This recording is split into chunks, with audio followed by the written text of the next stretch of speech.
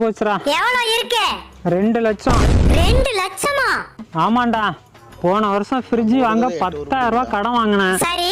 அதை அடைக்க வார வெட்டி போட்டேன். அதை வாரம் அடைக்க முடியாம 20,000 ரூபாய் கடன் வாங்கினேன். இப்போ 3 கடன் ஆகி போச்சு.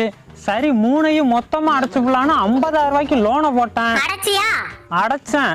ஆனா அந்த 50,000 வட்டியோட இப்ப 70,000 ஆகி போச்சு. அப்புறம் என்ன, 1 லட்ச ரூபா லோனை போட்டு அதை அடைக்க 10 இடத்துல கைமாத்தா கடனை வாங்கி இப்போ 2 லட்ச ரூபாயில நிக்குது. இந்த மாசம் டியூ கட்ட பணம் இல்ல. இப்ப என்னடா பண்ண போற? அந்த ஃப்ரிட்ஜை ஒருத்தவன் பாதி விலைக்கு கேக்குறான். அந்த ஃப்ரிட்ஜை பார்த்தாலே நமக்கு வெறுப்பா இருக்கு. அதான் இந்த மாசம் டியூக்கு அதை வித்து கட்டிப்பலான்னு பாக்குறேன். அதுக்கேண்டா ஃப்ரிட்ஜ் வாங்குன? 10 நாளைக்கு வேலைக்கு போயிருந்தா கடனை எல்லாம் வாங்கிக்கலாம்ல. அந்த அறிவு இப்பதானே வருது. வந்துச்சுல, போய் வேலை செஞ்சு கடன் அடடா. வேலை செய்யவே முடியலடா. கடனை நினைச்சாலே ஒரே மன உளைச்சலா